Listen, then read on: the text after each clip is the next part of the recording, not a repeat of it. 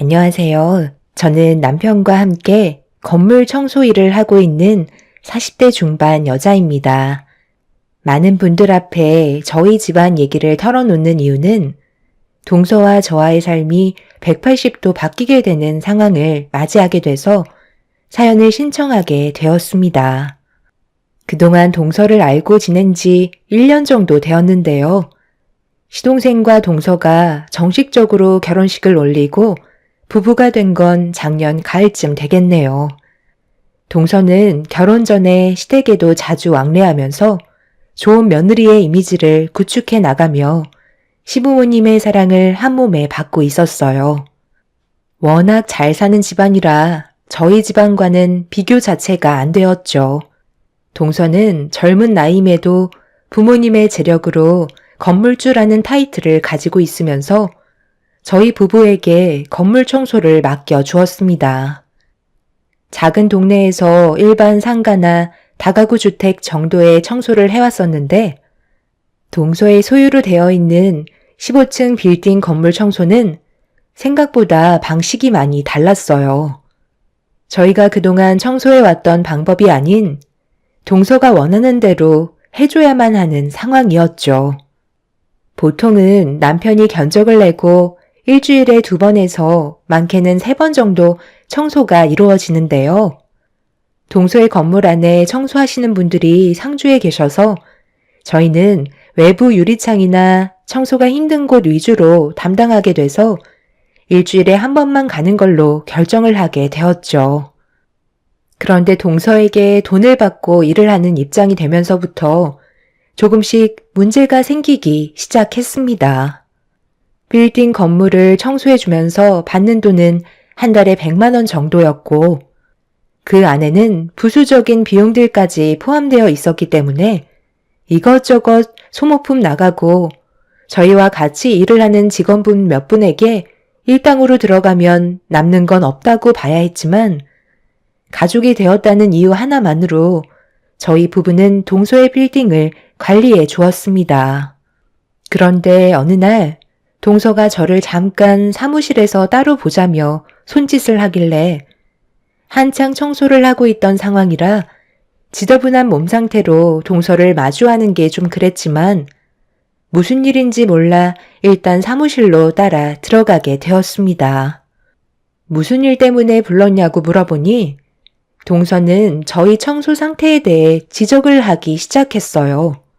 마음에 들지 않는 부분들이 있다고 좀 더 신경 써달라는 요청이었습니다. 형님, 제가 정말 이런 말까지 안 드리려 했는데요. 일주일에 1번씩 청소를 끝내시고 돌아가신 뒤 살펴보면 솔직히 너무 엉망이에요. 청소 전문 업체라 그래도 믿고 맡겼는데 너무 형편없어서 깜짝 놀랐어요. 앞으로 좀 더 신경 써주시면 좋을 것 같은데요. 특히 제가 매일 아침마다 사무실에 들어와서 제일 처음 하는 일이 커피 한잔 하면서 창밖을 쳐다보는 건데 창이 너무 얼룩져 있잖아요. 외벽은 제가 닦을 수도 없는 건데 최대한 신경 써서 해주셔야죠. 동서가 무슨 말 하는지 내가 모르는 건 아닌데 청소를 일주일에 1번씩 오잖아. 그런데 그 사이에 눈이나 비가 오면 유리창이 먼지랑 착색이 돼서 얼룩이 생길 수가 있어. 매일같이 관리해주는 것도 아닌데 그 정도는 감수해줘야 하지 않을까? 그리고 지금 유리창 상태를 보면 아직 괜찮은 편이야. 다른 건물 같은 경우 몇 달에 1번씩 관리해주거나 건물주의 요청이 있을 때만 외벽 유리창을 닦아주고 있거든. 동서처럼 일주일에 1번씩 닦아주는 건 정말 쉬운 일은 아니라는 걸 알려주고 싶어서 그래.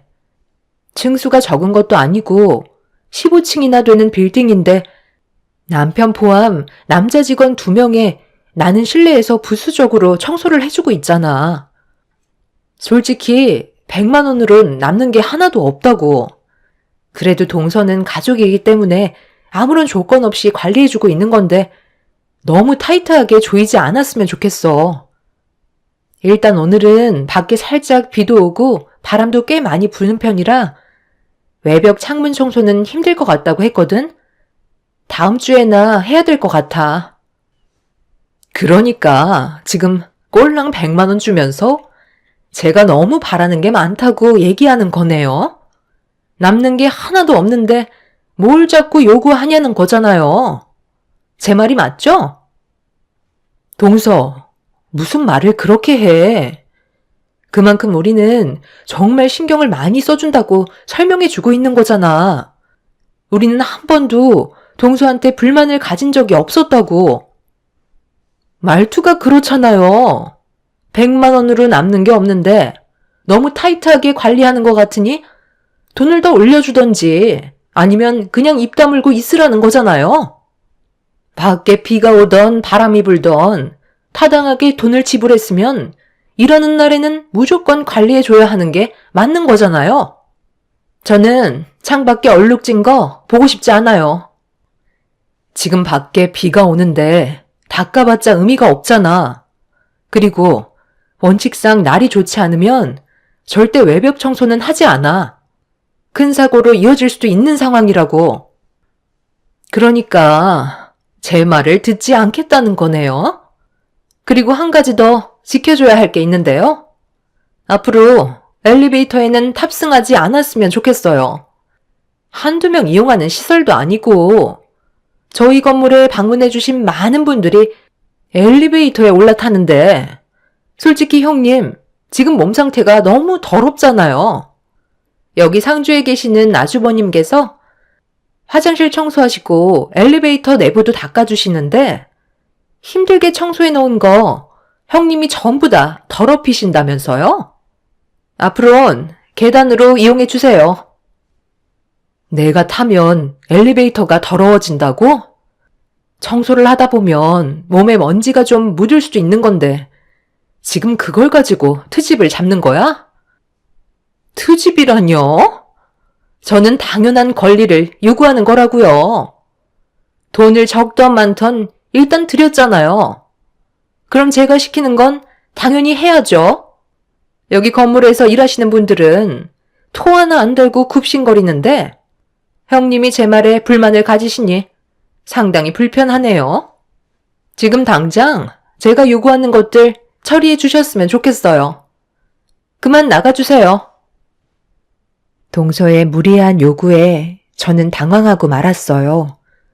빗줄기는 점점 거세지고 있는데 창밖을 닦으라는 건 말도 안 되는 일이었죠.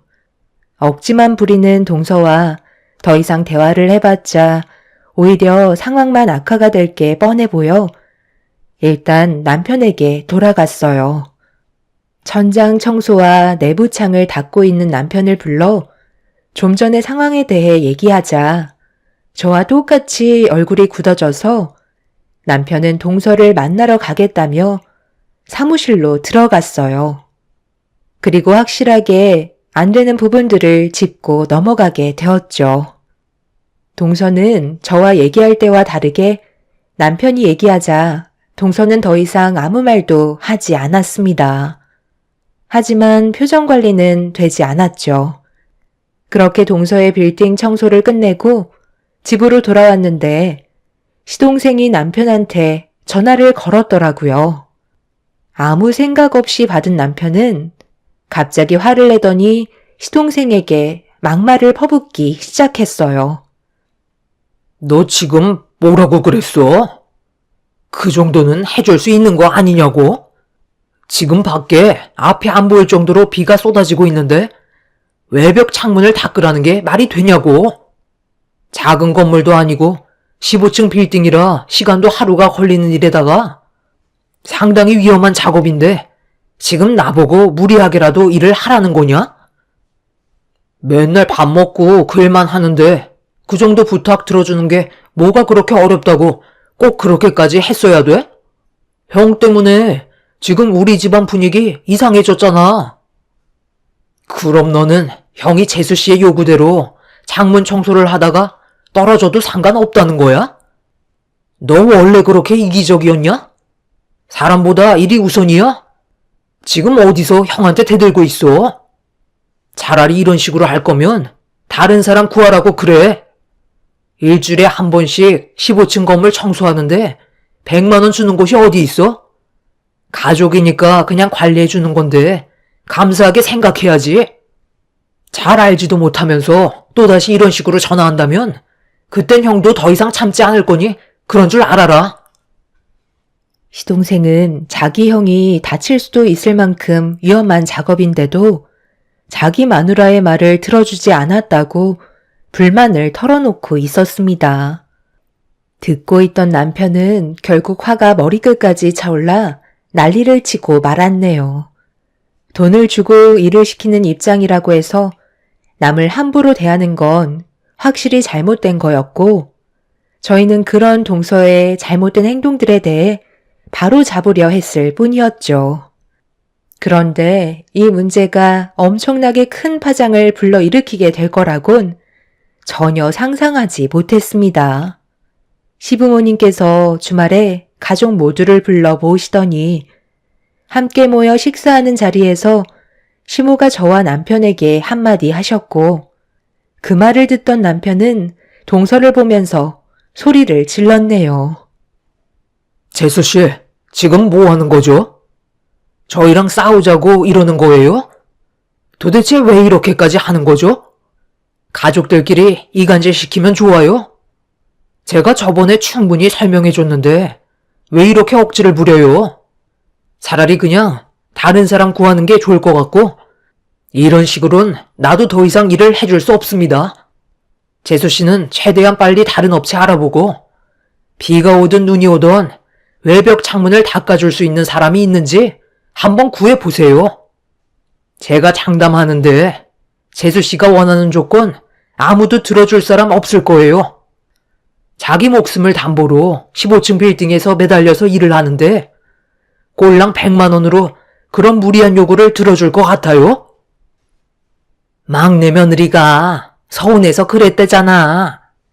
꼭 이렇게까지 화를 내야 돼? 가족끼리 돈 받으면서 일을 도와주는 게 어디 있어? 그냥 해주면 되는 거지. 너는 오랜 기간 청소일을 해왔기 때문에 막내 며느리가 부탁하는 건 솔직히 눈 감고도 할 수 있는 거잖아. 너무 팍팍하게 굴지 말고 해달라는 거 있으면 좀 해줘라. 제대로 알지도 못하시면서 무슨 말을 그렇게 하세요? 어머니는 제가 일하다가 떨어졌으면 좋겠어요? 저희는 재수씨 건물 청소해주는 게 좋아서 일하는 줄 알아요? 적자를 보면서도 가족이니까 그냥 해주는 것 뿐이라고요. 그냥 배가 부른 걸로밖에 안 보이네요. 그래도 계약한 게 있으니까 이번 달까지만 청소해주는 걸로 할게요. 말도 안 통하는데 더 이상 어떻게 진행을 할 수가 있겠어요? 재수씨 한마디에 왜 이리 다들 절절 매는 거죠? 저도 서운해서 그런 거예요. 창이 너무 더러우니까 제대로 청소를 해달라고 요구를 했던 건데 그게 그렇게 잘못된 건 아니잖아요? 돈이야 올려줄 수도 있는 건데 저는 하고 싶은 말도 못하는 거예요? 돈이 적던 많던 타당하게 요구한 것뿐인데 그걸 가지고 화를 내신 건 아주버님이 먼저셨잖아요. 그래서 어머님한테 속상했던 마음 털어놨는데 저는 입도 뻥끗하지 말고 살라는 거네요. 그냥 해주는 대로 감사하게 생각하고 살아라. 그런 말투로 저를 대하셨잖아요. 동서, 그게 아니라고 몇 번이나 설명했는데 도대체 왜 그러는 건데? 돈을 준다고 해서 무조건 시키는 대로 하는 건 직업상 힘들다는 거야. 날 좋을 때 시간 맞춰서 관리해 줄 수도 있는 건데 지금 당장 눈앞에 보이는 지저분한 것들이 있다고 비가 오는 안 좋은 날씨에 외벽에 매달려서 창문을 닦을 필요는 없다는 걸 말해줬잖아. 그럼 우리의 입장도 이해를 해줘야지. 무조건 억지를 부린다고 해서 좋아질 수 있는 게 뭐가 있겠어? 차라리 남을 알아보는 게 좋겠어. 집안 분위기는 점점 더 불편해졌고 남편은 더 이상 할 말이 없다며 자리에서 일어났어요. 저도 남편을 따라 같이 일어난 뒤 시부모님께 인사를 드리고 먼저 집으로 들어왔습니다. 남편은 동서의 행동에 분이 안 풀렸는지 집에 들어와선 술부터 찾았네요. 보통 다음날 일을 해야 돼서 웬만하면 술을 입에 대지 않는데 남편은 상당한 스트레스를 받은 것 같아 보였습니다. 그런 모습을 보고 있는 저도 한숨만 나왔죠. 청소일을 한다고 해서 너무 무시를 하는 것 같아 마음이 별로 좋지 않았어요. 시동생이 동서와 결혼하기 전에는 그래도 저희 부부에게 상당히 잘해줬었는데 동서가 들어오면서부터 모든 게 바뀌어 버렸습니다. 그렇게 한참 동안 술을 마시던 남편은 방으로 들어가 누웠고 저는 밀린 일과 아이들을 재운 뒤 창밖을 바라보고 있었습니다. 새로운 가족이 들어와 함께 한다는 건 정말 쉽지 않은 문제였고 그날 이후 지속적인 마찰이 계속해서 생겨나기 시작했죠. 안 좋은 감정은 점점 서로에게 상처를 주고 말았습니다. 사건이 터지게 된 건 동서의 건물을 청소해주는 마지막 날에 벌어졌어요. 남편은 외벽 창문을 거의 다 닫고 내려오고 있었고 저 또한 1층부터 15층까지 걸어 올라가면서 눈에 보이는 것들을 청소를 대충 끝낸 뒤 다시 계단으로 내려가려 하는데 화장실 청소를 끝내고 나오신 아주버님께서 갑자기 저를 부르셨어요. 무슨 일 때문에 그러시냐고 여쭤보자 아주머님이 왜 엘리베이터를 안 타고 계단으로 내려가려 하냐며 편하게 내려가라고 저를 엘리베이터에 태웠습니다. 몸에 먼지도 많고 지저분해서 건물주가 싫어한다고 얘기하자 어디가 지저분하냐면서 아주머님도 동서를 안 좋은 시선으로 바라보고 있었습니다. 사람들도 없었고 잠깐 타는 거라 크게 문제될 것 같지 않았는데 1층에 도착하고 아주머님과 인사를 주고받으면서 엘리베이터에서 걸어 나오는 순간 제 앞에 동서가 딱 서 있었습니다. 깜짝 놀란 저는 어색한 미소로 인사를 건넸고 동서의 얼굴 표정은 굳어지더니 저를 노려보면서 왜 엘리베이터에 탔냐고 화를 내기 시작했어요. 저는 흥분한 동서를 진정시키면서 침착하게 상황을 설명해 나가는 순간 다달이 100만 원씩 꽂아주는데 고작 15층 청소하면서 엘리베이터 타고 내려왔다며 제 뺨에 손을 올려 붙였네요. 너무 놀란 저는 당황해서 아무 말도 못한 채 동서를 바라봤어요. 걸어 올라갔으면 걸어 내려오면서 청소가 안 된 곳들이 있는지 다시 한번 확인해 봐야 하는 거 아니에요? 오늘이 마지막 날이라고 아주 대충 하려고 드네? 그렇다고 지금 이게 뭐 하는 짓이야? 고작 엘리베이터 한번 탔다는 이유로 내 뺨을 때려? 동서, 원래 이런 사람이었어? 돈 좀 있는 집안이라고 밑에서 일하는 사람 전부 하찮게 봐도 되는 거야? 정말 살다 이런 대우를 받은 것도 처음이지만 나도 도저히 그냥 넘어갈 수 없을 것 같네. 동서가 방금 나한테 했던 행동에 대해 반드시 후회할 날이 올 거고 땅을 치게 될 거야. 오늘 이 시간 이후로 우리는 가족이라고 생각하지 않을게. 아주머니, 그거 화장실에 버리실 거예요? 저 주세요. 제가 버려드릴게요. 더러운 하수구가 여기에 있는데 힘들게 화장실까지 가서 청소물을 버릴 필요가 있겠어요? 저는 한가득 담겨있던 청소물을 바가지로 퍼서 동서의 얼굴에 사정없이 뿌려버렸고 화장실을 청소했던 더러워진 대걸레를 동서의 입에 쑤셔 넣어 버렸네요. 온몸이 청소물로 더럽혀진 동서는 경악을 하며 비명을 질렀고 많은 사람들이 동서와 저를 구경하고 있었습니다. 그리고 그 사이 일을 끝낸 남편이 건물 안으로 들어오면서 저와 동서가 서로 머리채를 잡으며 뒹굴고 있는 모습을 발견했고 저희 둘 사이를 힘겹게 분리시켜 놓았습니다.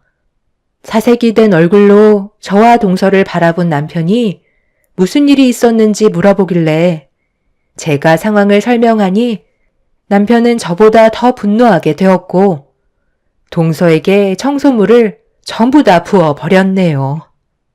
온몸이 더러워진 동서는 주저앉아 자기 몸을 보며 비명을 지르더니 저희를 절대 용서하지 않겠다고 난리를 치기 시작했어요. 남편은 상대도 하지 말라면서 저를 부축해 차에 태운 뒤 집으로 돌아왔습니다. 그리고 잠시 뒤 저와 남편의 핸드폰은 불이 날 정도로 엄청난 전화가 쉬지 않고 계속 울려대기 시작했어요. 한참 뒤 시모의 전화를 받자 수화기에서 울려 퍼지는 화가 머리끝까지 올라온 시모의 목소리를 들을 수 있었습니다. 당장 시댁으로 달려오라는 말을 하셨지만 남편은 가지 않겠다는 한마디를 한 뒤에 전화기의 전원을 꺼버렸네요. 저희가 아무런 조치도 취하지 않자 시부모님과 시동생이 집에까지 찾아와 문을 두드리기 시작했어요.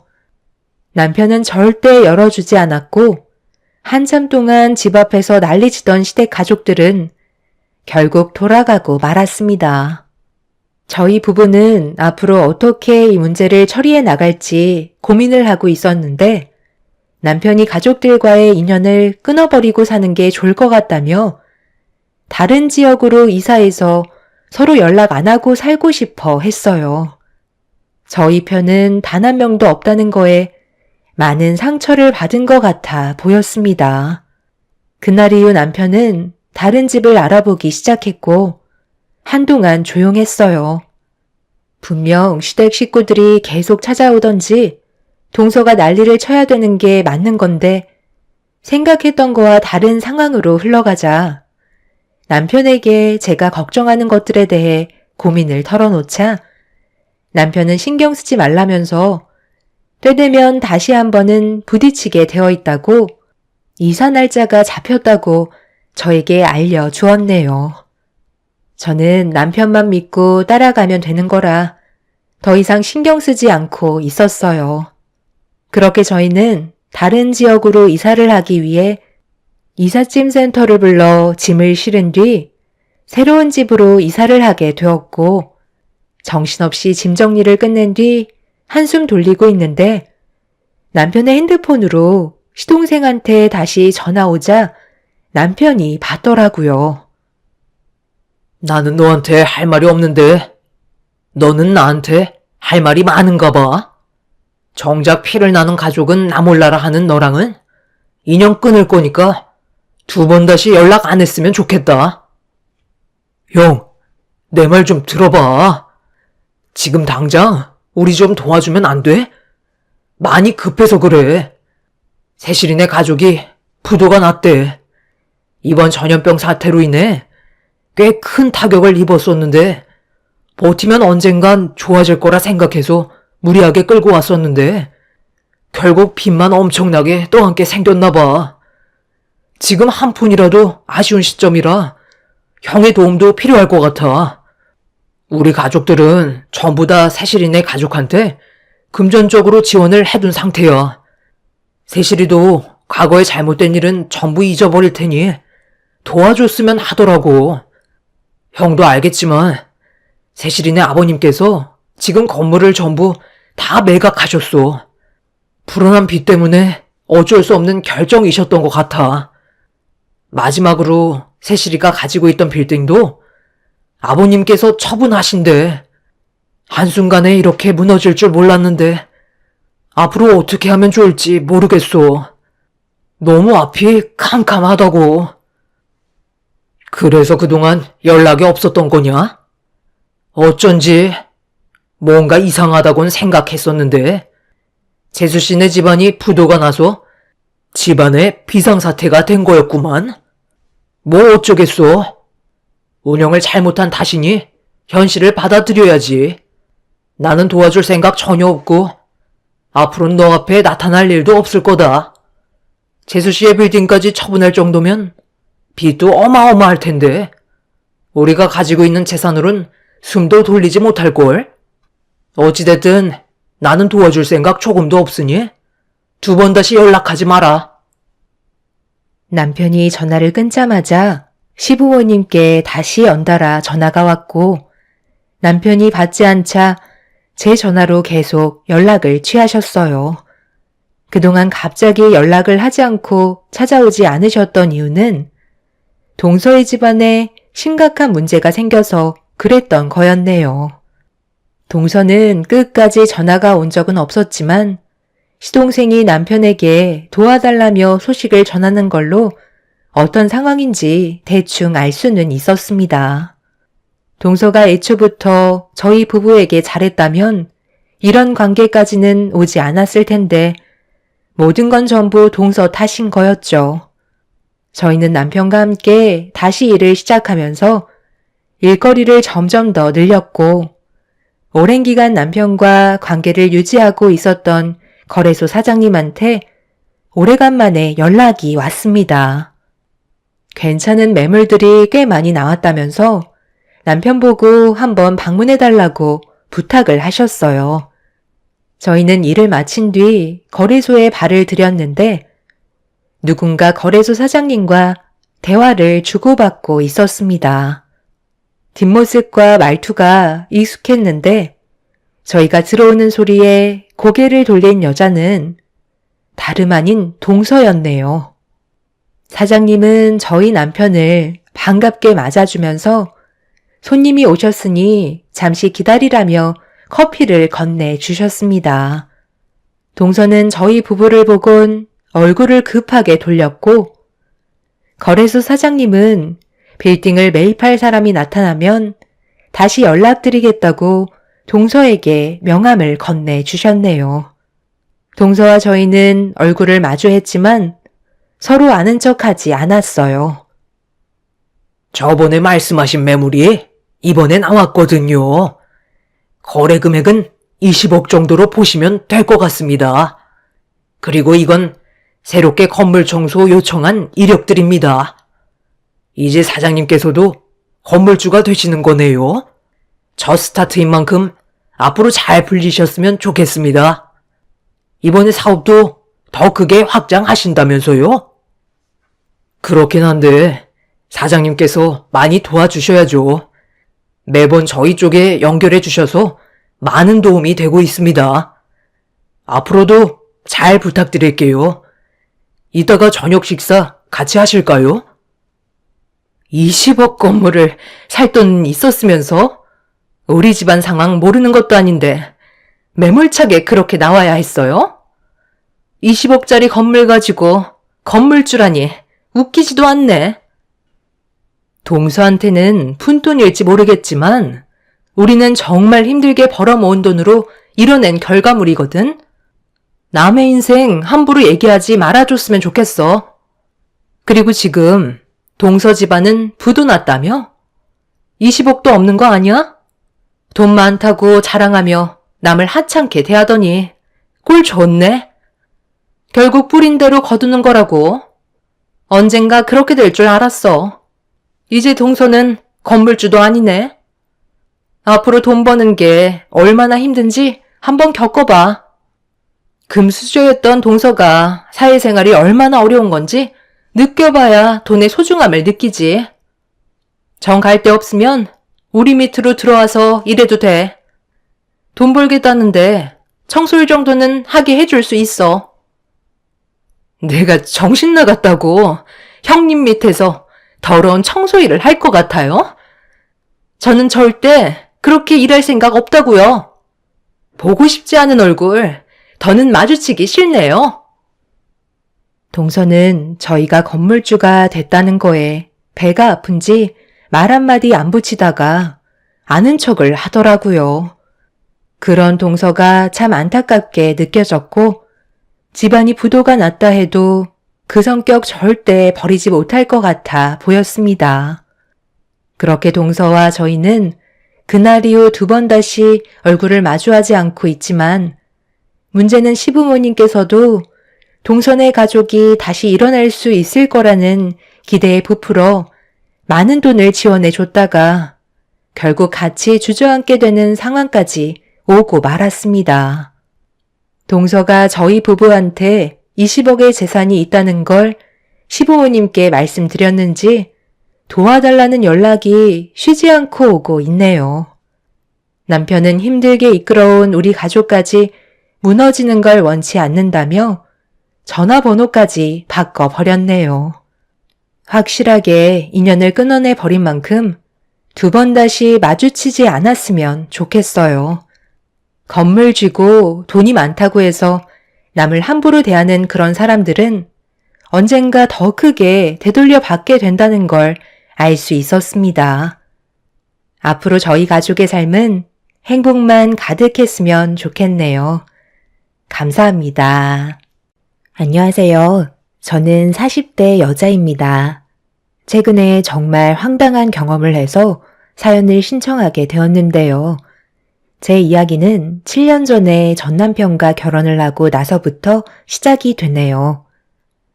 그때 당시 지금은 이혼을 하게 된 전 남편과 결혼 생활을 잘 유지해 오고 있었는데요. 어느 날 시부께서 저희 부부를 부르셨어요. 무슨 일인지 알지 못했던 저희는 시댁으로 가게 되었고 거실로 들어섰을 때 향수 냄새가 진동을 하면서 진한 화장을 하고 저희 부부를 바라보고 있는 한 명의 여자가 소파에 앉아 있었습니다. 무슨 일인지 알지 못했던 저희는 약간 당황한 얼굴로 분위기를 살피며 조심스럽게 앉았었죠. 전 남편은 무슨 일 때문에 불렀냐고 여쭤보았고 그제서야 시부가 입을 떼셨는데 옆에 앉아 계신 분이 앞으로 새로 시부와 인연을 맺게 될 사이라는 말을 꺼내셨네요. 그때의 일이 저에게 엄청난 충격으로 다가왔던 건 시부의 재혼 상대가 저와 비슷한 나이 차이 같아 보였어요. 그때 당시에 남편도 당황했는지 앉아 계신 여자분께 나이가 어떻게 되냐고 여쭤보았고 예비 시모가 될 분은 저와 10살 정도 차이가 나는 상황이었습니다. 30대였던 제가 40대 중반인 분에게 어머님이라는 말을 꺼내야 되는 일이 발생이 되어 버린 거죠. 남편도 당황을 했었는지 난감한 표정을 보이면서 진지하게 다시 되물었고 시부는 무조건 결혼을 하겠다는 결심을 굳히셨어요. 결국 시부는 새 시모를 가족으로 받아들이게 되었고 워낙 나이 차이가 많이 나지 않아서 그런지 뭔가 알 수 없는 기류는 저를 너무 불편하게 만들었었어요. 저도 그렇고 남편 또한 이런 상황들이 난감했던 건 어쩔 수 없는 상황이었어요. 저희도 결혼을 한 지 얼마 되지 않았었는데 갑자기 시부께서 결혼을 하겠다며 데려온 여자가 20살이나 차이가 나는 분이었기 때문에 무슨 의도로 접근했는지부터 의심을 하게 만들었고 좋은 시선이 갈 수가 없었던 거였죠. 그런데 저희의 기분을 느끼고 있었는지 시모는 시부와 결혼 이후 상당히 날카로운 모습들을 많이 보여주기 시작했고 비슷한 나이 차이라 초장부터 저희를 잡으려는 행동들이 눈에 들어왔습니다. 시부의 아내가 되었으니 시모로 대접을 받고 싶어 하는 것 같아 보였어요.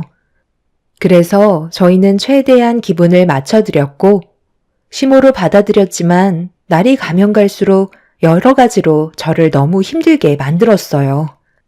남편은 시부의 눈치를 살피면서 새 시모에게 불만이 있어도 입도 뻥끗 못하고 있었죠. 당신한테는 새엄마라서 조심스럽다곤 하지만 솔직히 이런 상황 너무 불편하지 않아? 나이 차이가 많지 않아서 그런지 계속해서 우리를 견제하시는 것 같아. 어쩌겠어. 그냥 이대로 살아야지. 아버지께서 좋다는데 내가 말릴 이유도 없었고 최대한 맞춰드려야 가정에 평화가 오지 않겠어? 아무래도 우리 집안에 가족으로 들어온 지 며칠 안 돼서 더 예민하게 행동하시는 걸 거야. 시간이 지나면 크게 문제될 일은 아닌 것 같은데 당신이 좀 불편하다고 생각되면 아버지 집에 가는 횟수를 좀 줄이던가 하면 되지. 나도 솔직히 불편하긴 하지만 친어머니가 세상 떠나시고 몇 년간 외로우셨는지 얼굴에는 그늘이 가득하셨는데 지금은 밝게 웃으시니까 나는 차라리 이게 좋은 것 같아. 그리고 아버지도 젊은 새어머니 들이셔서 젊게 사시려고 노력하고 계시잖아. 남편은 좋게 생각하라며 처음은 모든 게 서툰 거라고 얘기했지만 저는 시모에게서 느껴지는 기운이 별로 좋아 보이지 않았습니다. 여자는 여자가 잘 안다고 남자가 모르는 무언가 심리적인 불편함이 있었는데 시부가 별일 없으면 웬만해선 시댁에 와서 시간을 보내길 원하고 계셨습니다. 서로가 하루빨리 가까워지길 바라셔서 그런 건지 약간 강압적인 모습을 보여주셨죠. 남편도 어쩔 수 없다며 당분간만 시부의 말을 따르는 게 좋을 것 같다는 의견을 내세웠고 저도 며느리로 들어온 지 얼마 되지 않았기 때문에 불만이 있어도 시간이 해결해 줄 거라 생각하며 주말에 시댁을 찾아가게 되었어요. 시댁에 들어가자마자 눈앞에 펼쳐진 광경은 시부가 시모를 떠받들며 살고 계셨죠. 시모는 손가락 하나 까딱하지 않고 시부에게 모든 걸 시키고 계셨어요. 뭐가 그리 좋으신지 불만 하나 가지지 않으시곤 바쁘게 움직이셨죠. 그렇게 저희가 오자마자 시모는 소파에 앉아서 저를 부르시더니 주방에 저녁거리 준비해놨다며 배가 많이 고프다면서 서둘러 음식을 만들길 원하셨고 시부는 시모의 말에 장단을 맞춰주면서 주방에 빨리 들어가라며 손짓을 하셨습니다. 남편도 난감했는지 저와 시부의 눈치를 보고 있었지만 아무 말도 해주지 않은 채 자리에 앉아 버렸습니다. 불편해질 것 같은 상황은 아예 피할 생각인 것 같아 보였어요. 솔직히 남편의 태도에 기분이 좋지 않았지만 시부의 눈치가 보여서 어쩔 수 없이 주방으로 들어갔는데 눈앞에 펼쳐진 식재료를 보곤 입을 다물지 못하고 있었네요. 어떤 음식을 만들라고 하시는지 알 수 없을 정도로 너무 많은 재료가 주방 테이블에 올려져 있어서 거실로 나와 시모에게 어떤 음식을 만들어야 하는지 물어보자 시모가 처음으로 자리에서 일어나 주방으로 들어오셨습니다. 그리곤 싱크대에 몸을 기대고 팔짱을 끼시더니 저를 위아래로 훑어보면서 한마디 하셨네요. 내가 그런 것까지 일일이 알려줘야 하는 거야? 눈앞에 보이는 재료를 보고 그냥 눈치껏 알아서 준비하면 되는 거지. 너는 왜 이렇게 손이 많이 가니? 뭐가 드시고 싶으신지 말을 해 주셔야 제가 정확하게 준비를 하죠. 알아서 준비했는데 원하시는 음식이 아니면 마음에 안 드실 수도 있잖아요. 방금 뭐라고 그랬어? 그냥 알아서 하고 싶은 거 하라는 거잖아. 얼마나 음식 솜씨가 좋은지 보려는 거라고. 이런 것까지 하나하나 말해줘야 하는 게 얼마나 귀찮은지 알아? 그리고 너 지금 나를 대하는 말투가 그게 뭐야? 내가 너랑 나이 차이가 많지 않다고 해서 무시하는 거니? 얼마 차이 나지도 않는데 시애미 행세하니까 상당히 마음에 안 드나 봐. 내가 계속 지켜보고 있는데 너 계속 눈에 거슬리거든? 분명히 얘기하겠는데 표정 관리 잘하고 말투부터 고쳐라. 그렇게 하지 않으면 아주 눈물을 쏙 빼놓고 내쫓아 버릴 거니까 알겠어? 내가 너보다 나이가 많은 건 변함없는 사실이니까 지킬 건 지키라는 거야. 학력이 고졸이 끝이라서 개념이 없는 건지 아니면 원래 사회생활을 못하는 거야? 제발 눈치껏 좀 행동하라고. 내 말 알아먹었으면 당장 음식 준비해라.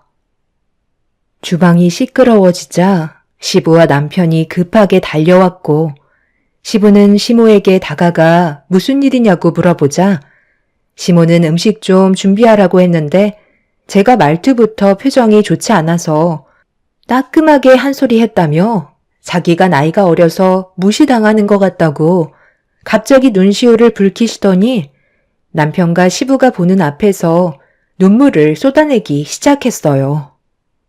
그 모습을 보는데 너무 어이가 없어서 방금 있었던 일에 대해 설명을 하려고 입을 떼려는 순간 시부가 저를 보며 화를 내셨습니다. 너랑 나이 차이가 많지 않아도 너한텐 시어머니면 그만큼 예의는 갖춰야 하는 건데 어디서 버릇없이 행동하는 거야?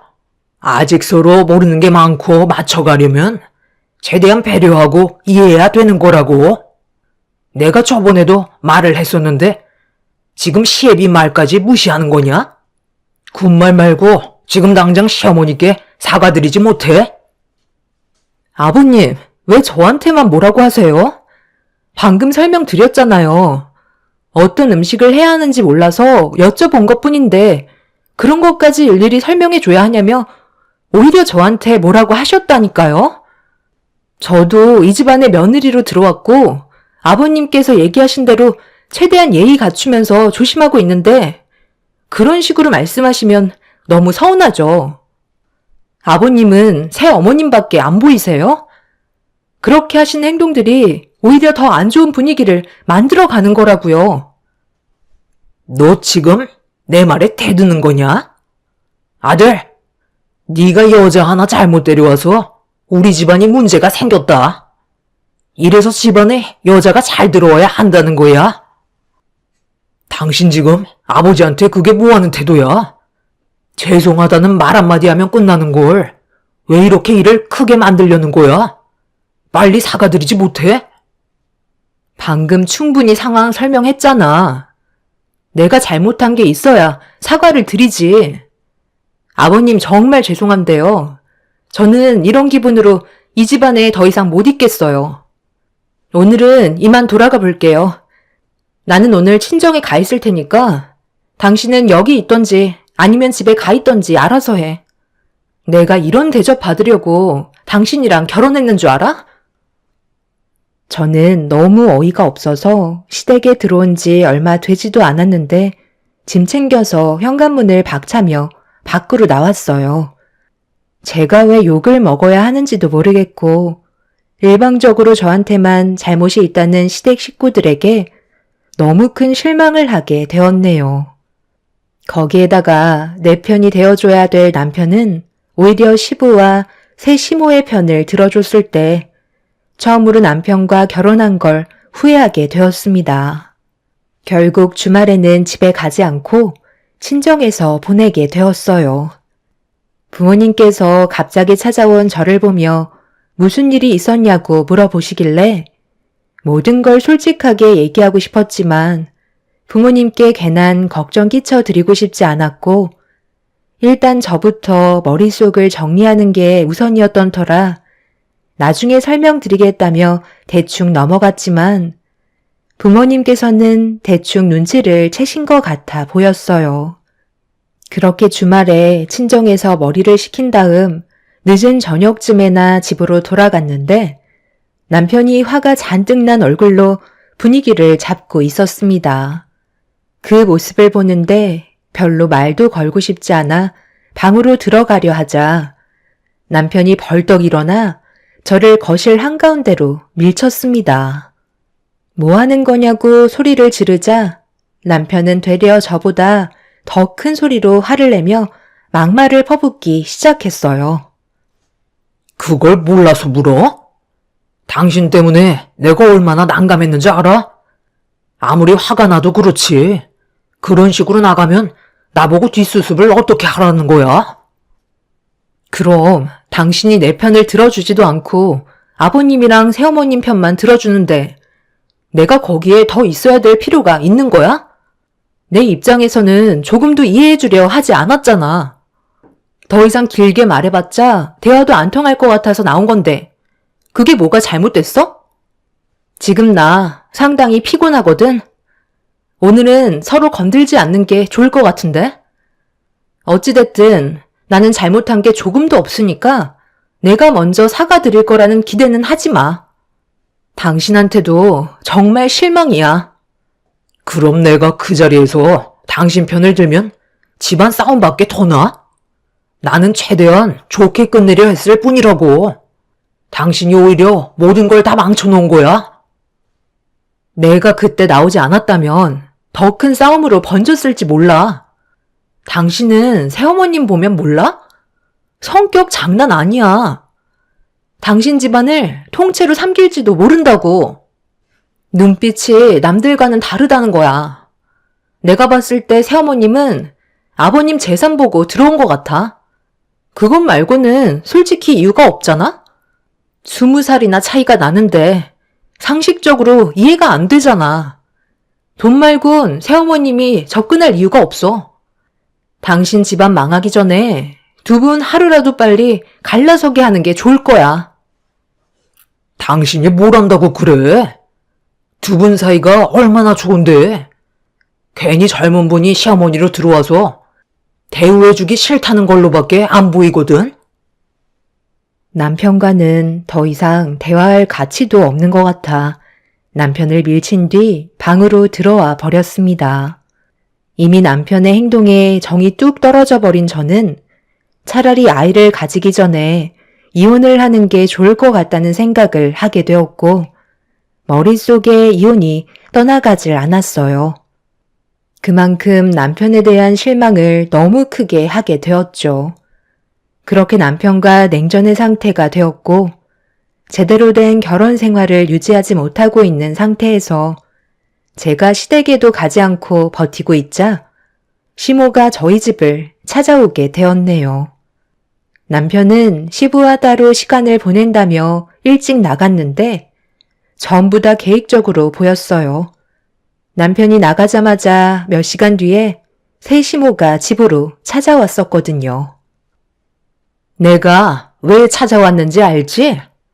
너 요즘 하는 행동이 상당히 마음에 안 드는데 계속 참고 있는 거 안 보이니?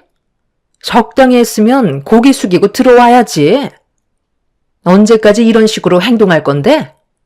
정말 갈 때까지 가보자는 거야?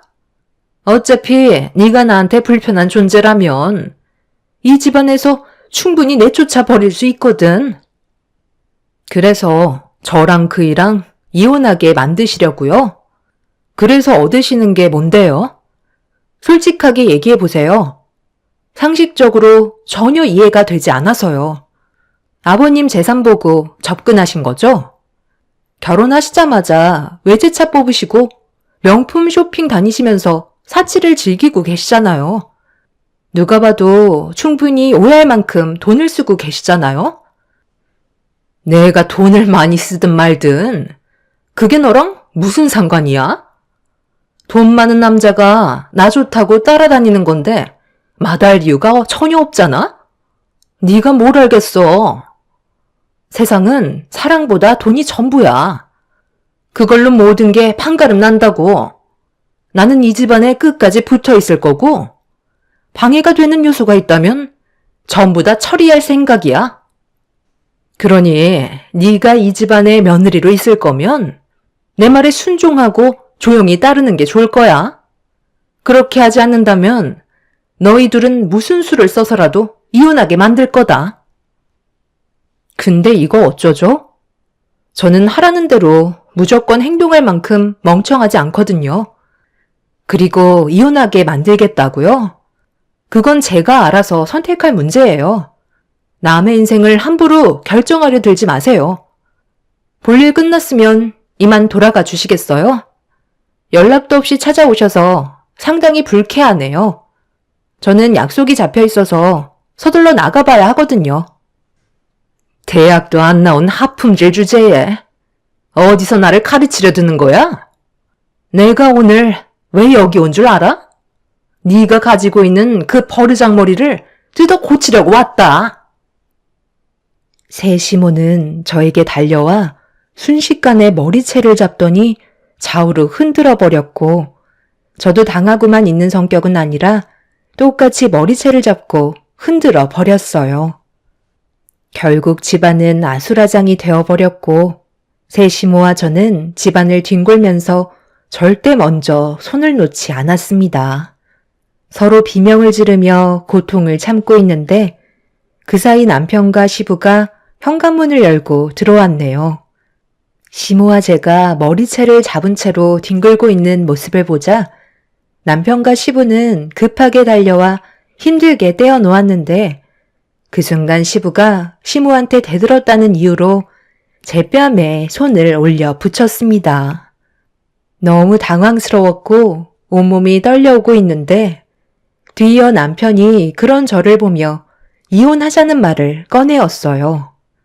저 때문에 집안이 무너지는 건 볼 수 없다고, 어차피 서로 맞지 않는 성격인데 억지로 버티며 살아봤자 좋아지기는커녕 안 좋은 일이 훨씬 더 많이 일어날 것 같다고, 저와 함께하는 삶을 그만 끝내고 싶다는 말을 하게 되었습니다.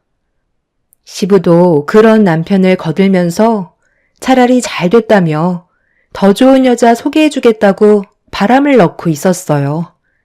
새 시모는 자기 머리털이 다 뽑혔다고 더 크게 눈물을 쏟아내었네요. 저도 이렇게 사는 건 아닌 것 같아 남편과의 이혼을 결정하게 되었고, 두 번 다시 만나지 말자는 말을 끝으로 그렇게 시댁과의 인연을 끊어버리고 말았습니다. 그렇게 저와 남편이 갈라서는 순간을 뒤에서 지켜보던 시모의 사악한 웃음을 잊을 수 없을 정도로 엄청난 정신적인 고통에 시달리며 살아왔었지만, 시간이 약이라고 세월이 지나면서 제 아픔 또한 점점 사라지게 되었네요. 그렇게 살아오다 보니 어느새 저에게는 또 다른 사람이 제 곁으로 다가왔고, 새로 꾸린 가정에서 전과는 비교할 수 없을 만큼 행복한 삶을 살아가고 있었습니다. 전 남편과 이혼을 하고 7년의 세월은 저에게 많은 변화를 주었는데, 어느 날 지금의 시부모님께서 온 가족을 한 집으로 모이게 하셨어요. 저희 부부는 무슨 일인지 알지 못하는 상태에서 한자리에 모이게 되었는데, 대가족이었던 현 남편의 집안에 식구들이 하나둘 모여들기 시작하면서 시끌벅적한 분위기와 웃음이 끊이지 않고 있었는데, 큰 아주버님이 마지막으로 도착하셨는데 그 모습을 보자마자 저는 입을 다물지 못했고 경악을 하고 말았습니다. 7년 전에 난리를 치고 인연을 끊었던 시모가 큰 시숙의 배필 자리에 시집의 맏며느리감으로 인사를 오게 된 거였어요. 너무 놀라버린 상태라 저도 모르게 몸을 돌려 급하게 주방으로 들어가 쿵쾅거리는 심장을 진정시키기 위해 몇 번이나 심호흡을 했지만 쉽게 가라앉지 않았어요.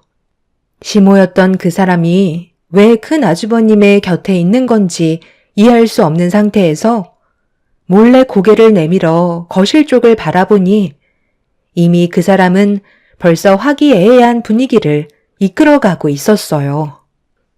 그런데 셋째 형님이 화장실에서 볼일을 보고 나오셨는지 주방에 몸을 숨기고 거실을 바라보고 있는 저를 보며 뭐 하는 거냐고 어깨를 툭 치길래 셋째 형님을 데리고 급하게 몸을 숨겨 뒷마당으로 빠져나왔어요. 당황한 셋째 형님은 저를 보며 무슨 일이 생겼냐고 걱정스러운 얼굴로 물어보시길래 큰 아주버님과 함께 인사 온 여자의 과거에 대해 모든 걸 털어놓게 되었고, 셋째 형님은 말도 안 된다며 경악을 했습니다. 셋째 형님은 둘째 형님한테 전화를 해선 잠시 뒷마당으로 불렀고, 제가 한 말에 대해 전부 다 설명해주며 절대 큰 아주버님과 결혼을 하게 해선 안 된다고 서로 진지하게 의논을 하게 되었어요. 그렇게 둘째 형님과 셋째 형님은 자리에 돌아가 앉았고, 저는 남편에게 전화를 걸어 뒷마당으로 급하게 불렀어요. 그런 다음 제가 겪었던 과거에 대해 대충 알고 있던 남편한테 큰 아주버님 옆자리에 앉아있는 사람이 바로 그 여자라며 이 결혼은 절대 성사되면 안 된다고 확실하게 못을 박았죠. 남편의 얼굴은 사색이 되었고 저는 차라리 모습을 나타내지 않는 게 좋을 것 같다며 나머진 남편이 알아서 하겠다고 자리로 돌아가게 되었습니다. 그렇게 멀리에서 분위기를 살피고 있는데 남편은 셋째와 둘째 아주버님을 따로 불러 무언가 알 수 없는 대화를 주고받았고 모두가 이 사실을 알게 된 상태에서 저는 거실의 분위기를 살피기 위해 몰래 주방으로 다시 들어와 귀를 기울이며 그 여자가 어떤 말을 하는지 묵묵히 듣고 있었습니다. 제가 봤을 때 큰 아주버님의 건강이 많이 안 좋은 걸 알고 접근한 것 같아 보였어요. 영애 씨랑은 골프장에서 만나게 됐는데 내가 도움을 많이 받았거든. 몸이 좋지 않다 보니 여러 가지로 챙겨주는 모습이 너무 고마웠고 그렇게 만남을 지속하다 보니까 나도 이제 다시 한 여자에게 정착하고 싶다는 생각이 들어서 결혼을 결심하게 됐어. 다들 알겠지만 내가 그동안 사별후 여자를 만나지 않고 살아왔던 건 그렇게 필요성을 느끼지 못했었는데 확실히 나이가 있다 보니까 더 알겠더라고. 서로 도움을 주고받고 위로받는다는 게 얼마나 좋은 건지 알 수 있었어. 그래, 정말 다행이다. 우리가 세상 떠날 날이 얼마 남지도 않았는데 너가 다시 정착하는 걸 평생 못 볼 것 같아 얼마나 걱정했는지 아니? 말 나온 김에 최대한 빨리 서둘러서 혼인신고하고 살림 합치도록 해라. 그런데 막내 며느리는 어디 갔길래 한참 동안 안 보이는 거야? 전화 한번 해봐라. 무슨 일 생긴 거 아니지? 아, 배가 아픈지 화장실에 좀 다녀온다고 했어요. 금방 올 거니까 걱정하지 마세요. 그런데 하나 궁금한 게 있는데요. 서로 나이 차이가 너무 많이 나지 않나요? 10살 정도 차이면 요즘 시대에 많은 것도 아니잖아요. 저는 그런 거 전혀 신경 쓰지 않아요.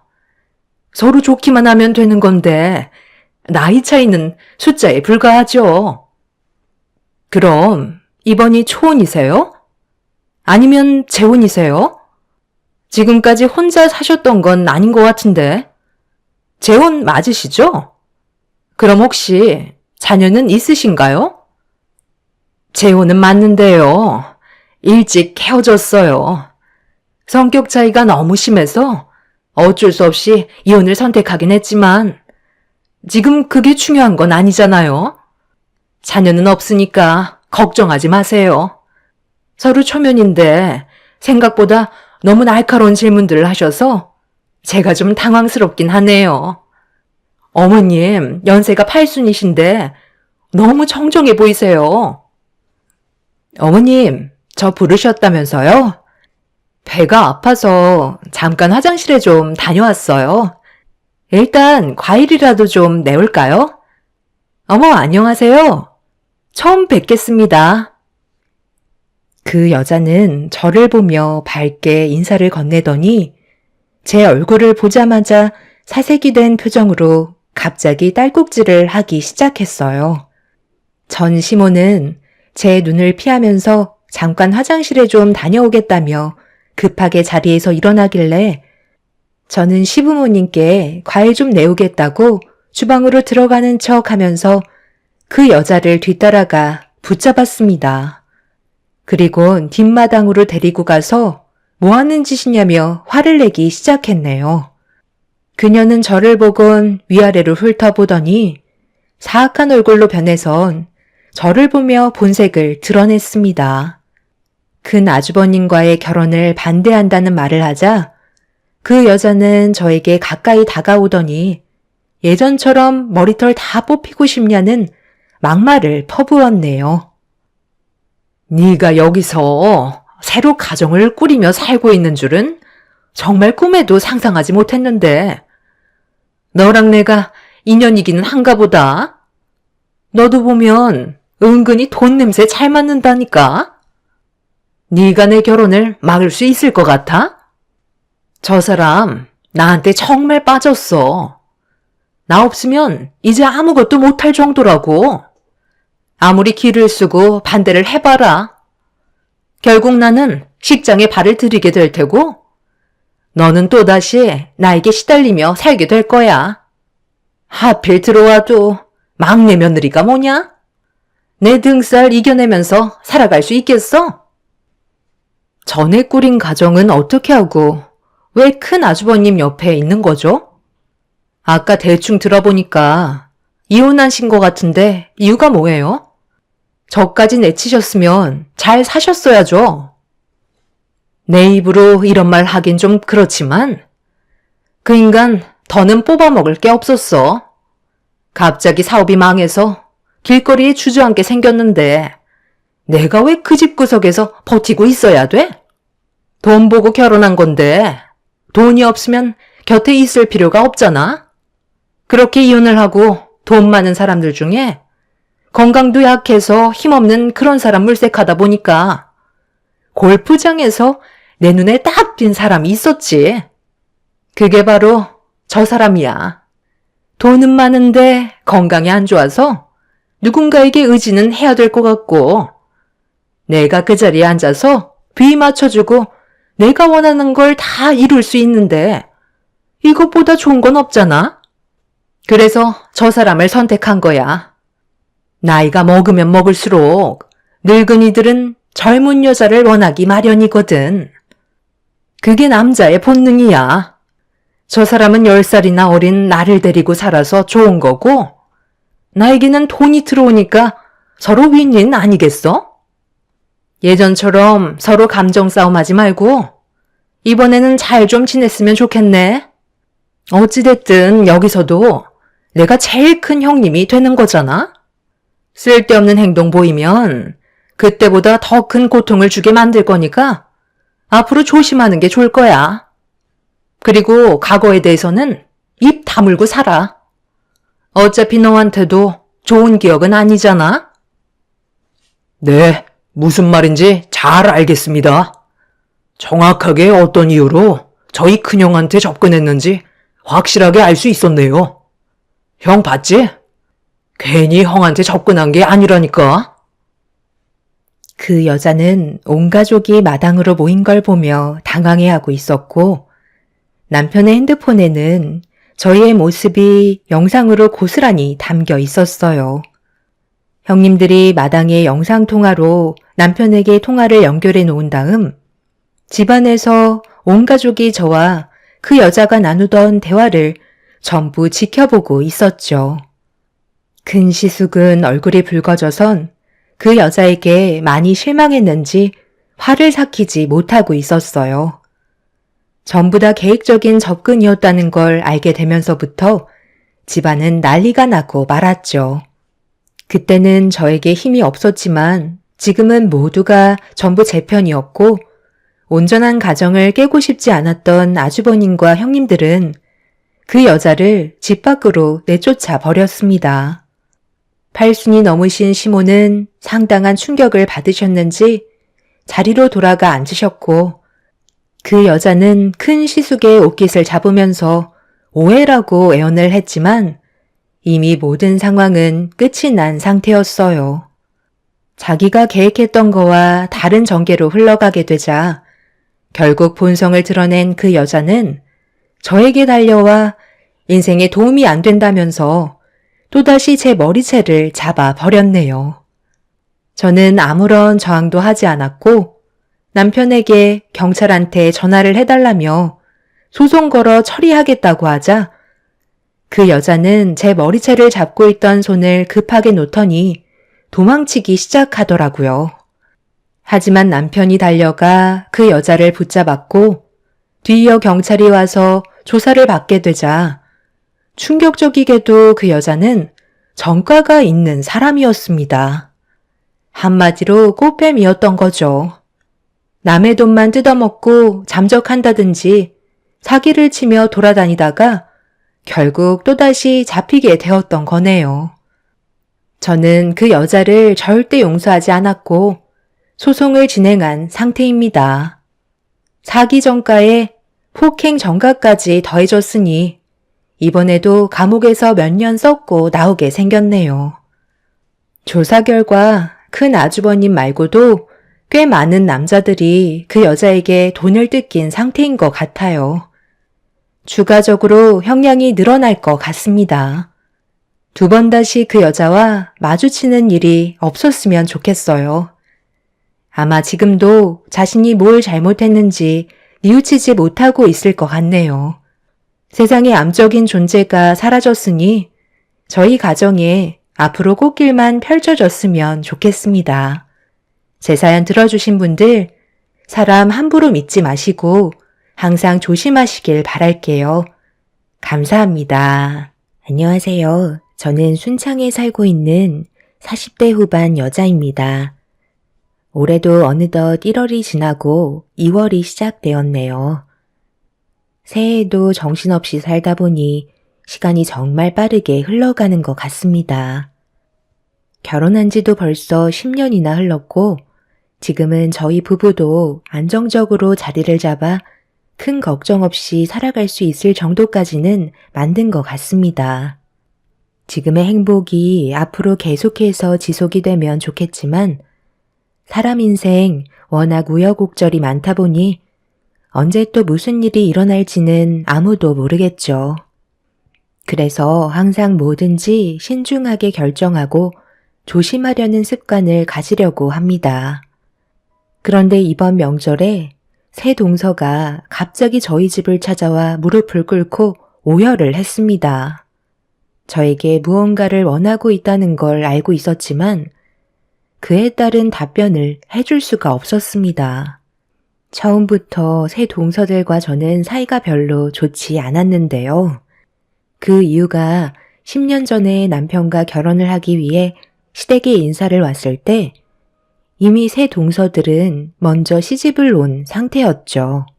새 동서들이 워낙 마음이 잘 맞았는지 서로 주고받는 대화에 벽이 느껴지는 것 같지도 않았어요. 그런데 제가 인사를 오게 되면서 동서들이 보내는 경계의 눈빛을 볼 수 있었고 결혼을 반대하기까지 했었습니다. 아무래도 제가 맏며느리 역할을 하는 게 먼저 시집을 온 새 동서들은 그런 점에 대해서 마음에 들어하지 않는 것 같아 보였어요. 하지만 시부모님께서는 저와 남편과의 결혼을 허락해 주셨고 시댁 집안의 맏며느리 역할을 하게 되었던 거죠. 그래도 제가 먼저 새 동서들에게 마음을 열고 다가가면 좋은 관계를 형성하게 될 줄 알았지만 그건 제 생각이었을 뿐 새 동서들은 저를 따돌리며 서로만 뭉치는 모습을 보여주고 있었습니다.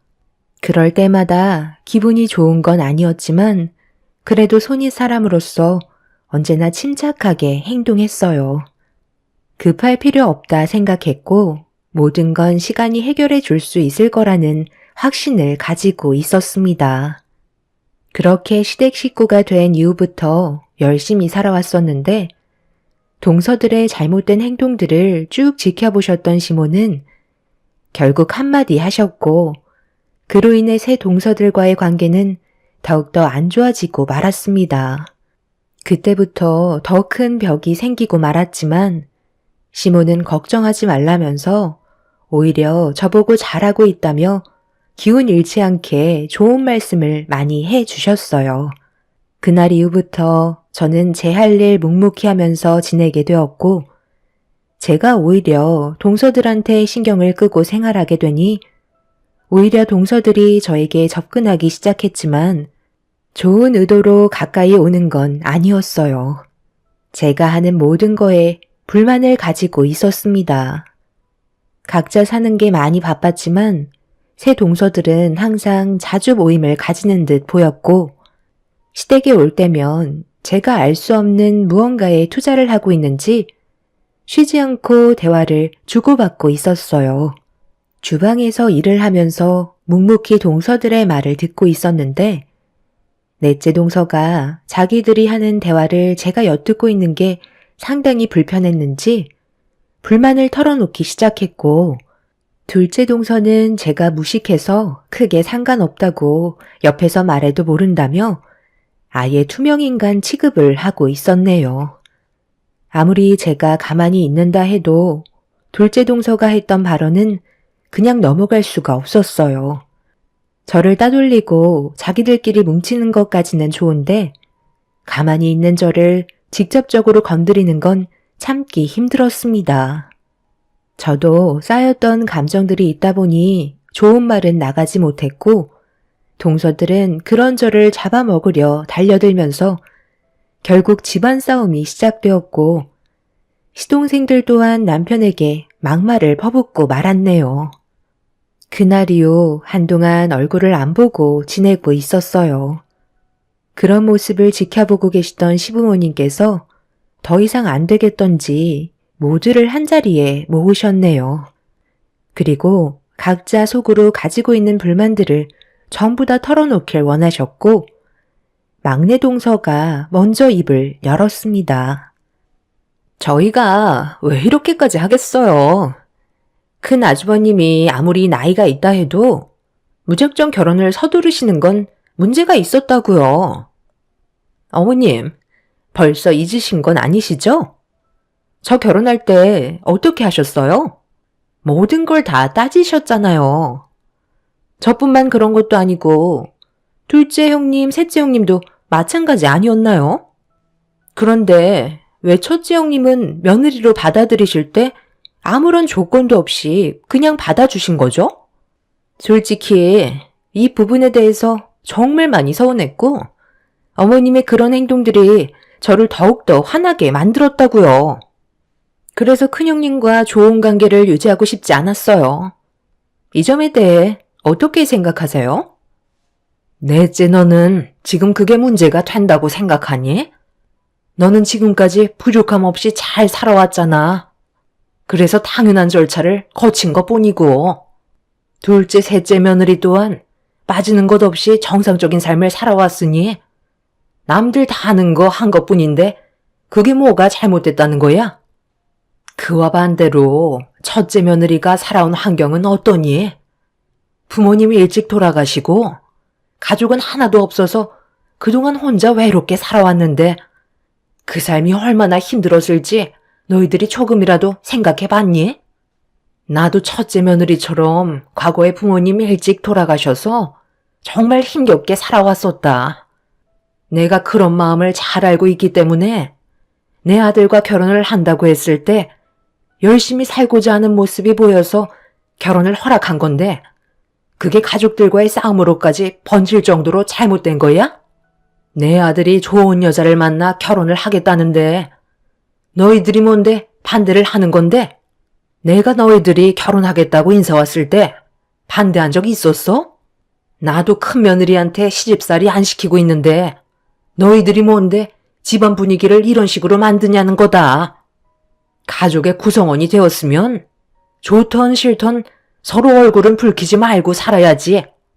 자주 보는 것도 아니고 어쩌다 가끔 얼굴 보는 걸 가지고 이런 식으로 난리를 치면 되겠어? 나이들 먹을 만큼 먹었으면 어른답게 행동을 해야지. 유치하게 뭐 하는 짓들이야? 또 불만 있으면 얘기해봐라. 오늘 아주 너희들 길을 확 눌러 버려야겠다. 이미 분위기는 시모에게 넘어갔고 새 동서들은 아무 말도 하지 못하고 있었습니다. 시모는 모임이 있을 때마다 얼굴 붉히면서 지낼 거면 새 동서들은 시댁에 오지 말라며 시동생들만 따로 부르겠다는 말을 꺼내셨네요. 그렇게 시모가 모든 상황을 정리한 뒤 그날 이후부터 동서들과는 좋은 관계는 아니더라도 서로 약간의 거리를 유지하면서 지내고 있었는데 어느 날 둘째 동서가 주방 일을 하고 있던 저에게 가까이 다가오더니 알 수 없는 말을 늘어놓기 시작했어요. 형님, 요즘에 제가 괜찮은 거 하나 보고 있는데 같이 투자하실래요?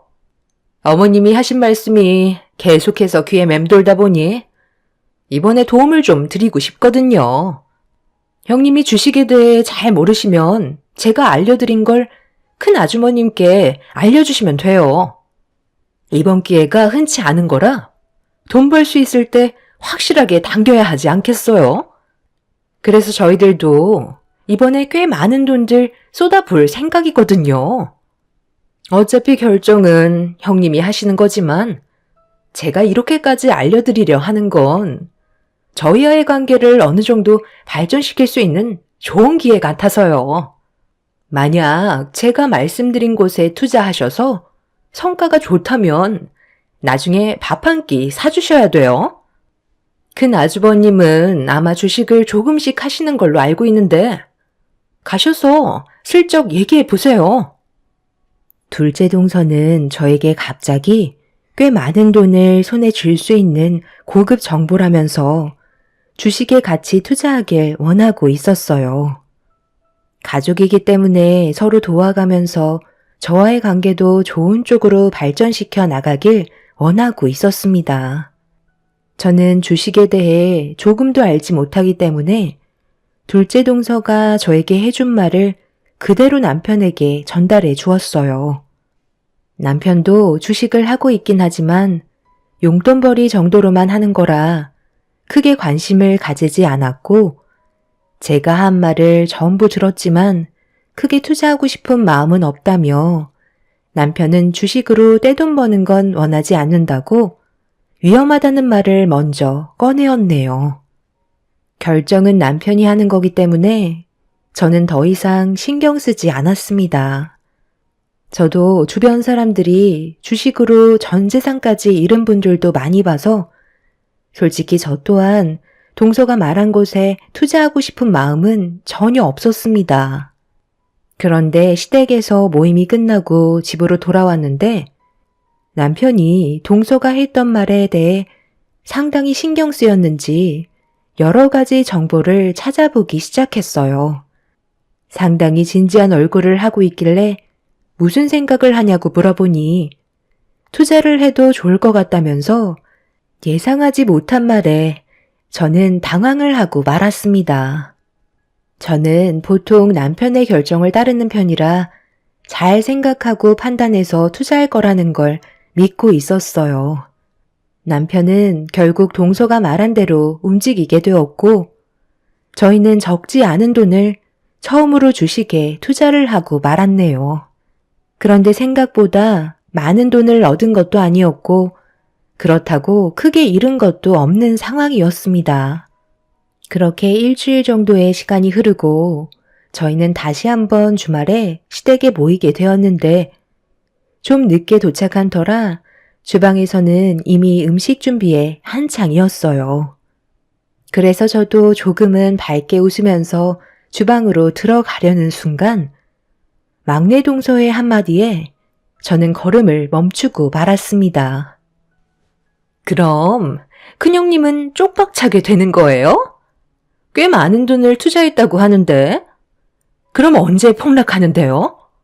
제가 보니까 그냥 유지만 하고 있던데 확실하게 망하는 거 맞죠? 형님이 제일 잘 알고 있긴 하지만 우리도 같이 투자한 걸로 알고 있을 텐데 뭐라고 하시게요?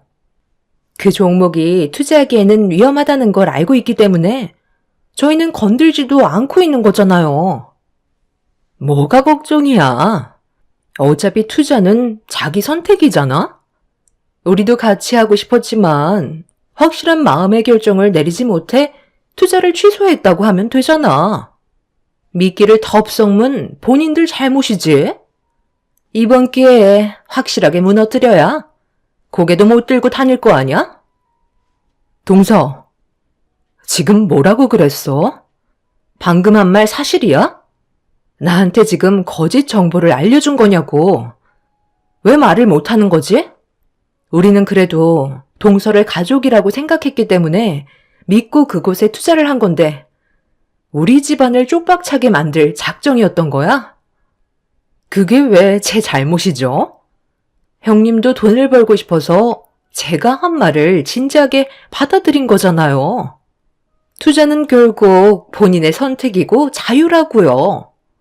어차피 잃은 것도 없는데 제가 욕먹을 이유는 없는 거죠. 제 말이 틀렸나요? 저는 둘째 동서의 말을 듣고 서둘러 남편에게 달려가 이 사실을 전부 알렸고 남편은 저를 안심시키며 걱정하지 말라고 불안에 떨고 있는 모습보단 오히려 긍정적인 모습을 보여주고 있었어요. 한순간에 모든 돈을 잃게 될 수도 있는 건데 저만 불안해하는 것 같아 걱정을 하고 있었지만 남편은 평온함을 유지하고 있었습니다. 동서들은 주방에서 저를 보며 깔깔거리고 웃고 있는데 저희 집안까지 무너뜨리려고 행동하려는 모습에 너무 큰 실망을 하고 말았습니다.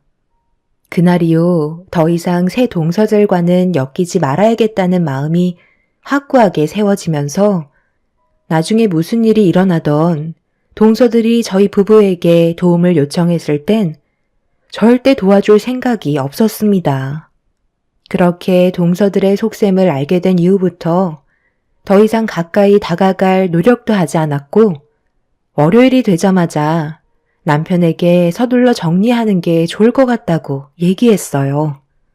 그런데 남편은 저에게 알 수 없는 그래프 하나를 보여줬고 동서가 저희가 무너지길 원해서 알려준 투자 종목이 상승하기 시작하면서 기하급수적으로 그래프가 올라가기 시작했습니다.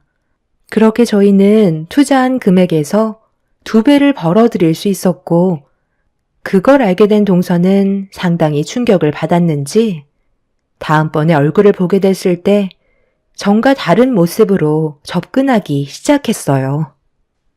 제가 뭐라고 그랬어요? 분명 꽤 많은 돈을 벌어들일 수 있을 거라 얘기했죠? 좋은 정보 알려드려서 얻게 된 수익이니 저한테도 어느 정도 떨어지는 게 있어야 하는 거 아니에요? 저번에 제가 그랬잖아요. 돈 좀 벌게 되면 그에 따른 보상금 주신다면서요? 갑자기 큰 돈이 들어오니까 주기 싫으신가 봐요. 이래서 사람은 돈 맛을 보면 편한다니까요. 재수 씨, 말이 좀 심한 것 같은데? 원래 우리한테 의도적으로 접근한 목적이 뭐였어요? 우리 집안이 무너지는 걸 보고 싶어서 그렇게 말한 거 아닌가? 자신의 잘못은 조금도 생각하지 않고 어떻게 얼굴색 하나 안 변하고 돈을 달라는 거야? 처음부터 진심으로 우리가 잘 되길 바라는 마음에서 접근했다면 재수 씨가 말하지 않아도 고마운 마음에 알아서 챙겨주지 않았을까요? 그래서 지금 냉전 한 푼 주지 않겠다는 거예요? 결과만 좋으면 되는 거지. 괜히 주기 싫으니까 이유 붙이는 거 아니에요? 만약 반대로 생각해봐.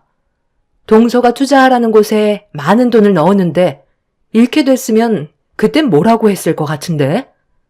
투자는 자기 선택이니 어쩔 수 없는 결과였다면서 금전적으로 손해본 우리를 도와줬을 것 같아? 처음부터 나한테 접근한 의도가 잘못됐잖아. 새 동서들은 의도했던 거와 다르게 저희가 잘 되자 상당히 배아파하고 있었어요. 사람은 악의적인 마음을 품게 되면 잘 되던 일도 안 된다는 걸 동서들을 통해서 확실하게 알 수 있었죠. 새 동서들과 저는 시모 앞에서는 표현을 하지 않지만 서로 안 좋은 감정의 골은 점점 깊어져만 갔고 시댁에서 모이는 횟수도 줄어들기 시작했습니다. 차라리 얼굴 안 보고 지내는 게 좋을 것 같다고 각자가 판단하게 된 거였죠. 그래서 자연스럽게 시댁에 찾아뵙는 건 따로 가게 되었고 웬만해선 최대한 마주치지 않게 서로가 등을 돌렸습니다. 이런 생활이 반복이 되면서 살아오다 보니 가족의 의미도 없어졌고 시모는 서로 등 돌리고 사는 모습을 더 이상 보고만 있을 수 없으셨는지 돌아오는 명절날 모두에게 할 말이 있다며 한자리에 모이게 만드셨어요. 세월이 흐른 만큼 시부모님의 건강에도 문제가 찾아왔던 거였죠. 시모는 저희를 보며 한마디 하셨습니다. 내가 앞으로 너희들과 얼굴 보면서 살아갈 날이 얼마나 되겠니? 그런데 언제까지 서로 얼굴 붉히면서 살아갈 거야? 이제 그만할 때도 되지 않았니?